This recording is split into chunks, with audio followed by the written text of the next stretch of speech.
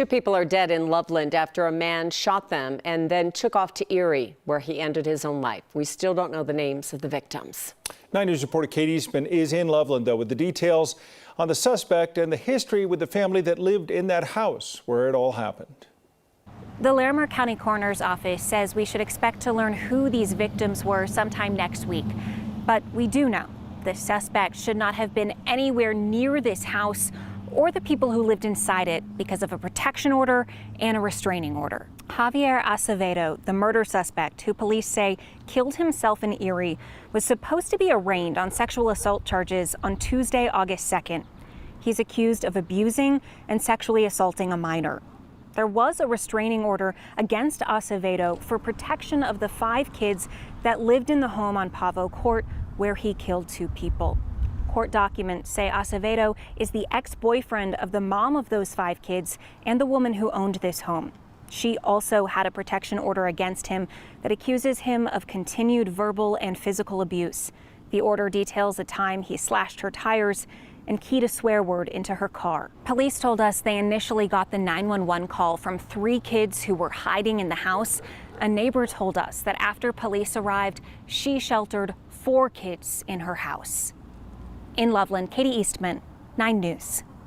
And as Katie said, police said they would have had an update today. So far, though, they have not released any new information. Nearly 2 weeks after police gunfire hit 6 bystanders in downtown Denver, we're hearing from another victim. Police say they were aiming at an armed suspect who was also hit and survived. A warning, this story does contain images of blood and an injury.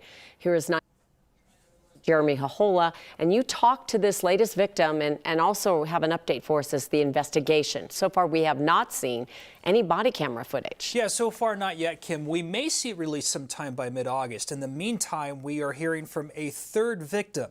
A total of 6 bystanders were hit by police bullets or shrapnel. This happened nearly 2 weeks ago, Sunday morning downtown at 20th and Larimer. Police saw a man getting into a fight. One officer saw that man, Jordan Waddy, had a gun. As they moved in on him, police say Waddy reached for his weapon. That's when officers fired a total of 7 shots. They hit 6 bystanders. We spoke to 2 bystanders last week, a woman who was shot in the back and another man who had a bullet lodged in his arm. Today we heard from 24-year-old Willis Small IV. He drove himself to the hospital with a wound to his foot. The bullet did not enter, my body doesn't have any metal fragments in it, but I did get punctured by a bullet. I had to get stitched up, and I've been limping for about a week and a half now. Definitely gave me a different perspective on life because I went out to enjoy myself and got shot.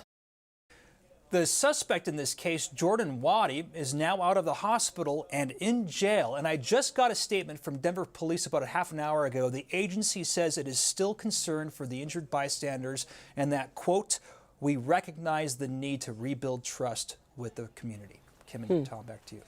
Yeah, and then Jeremy, when you hear the stories from these people that night, it had to be just pure chaos. Yeah, and they're still processing it physically and mentally, Kim. All right, thank you. Yeah.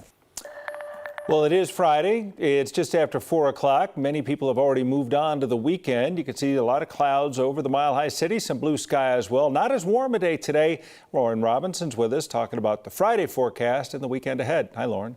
Hi, well, that's right. We had a more mild afternoon, another round of very scattered storms. Now, the good news is none of them are expected to be severe, so we're just waiting for some of these thunder showers to continue to pass by. We do have some more flood alerts in effect because of them first. But first, let's go ahead and take a look at our HD Doppler radar, where you can see these very scattered pretty small storms pushing through the area. Now, most of them are in the high country, pushing into the foothills. You can see a line of storms between Denver and Colorado Springs, and then more off to the southeast there. So as you take a look, a bit of a closer look, you can see these are all pretty small, so nothing severe is expected. We do see a bigger storm starting to pop up a little bit further southeast of Denver, but we're going to keep an eye out for these flood alerts. So we have flood watches in effect until 10 o'clock. That's going to be southeast and southwest Colorado. And then we have another flash flood watch in effect until 9 o'clock, and that's over the Grizzly Creek burn area. So all of these areas we're going to keep an extra eye out for as these thunder showers continue to pass through. Now,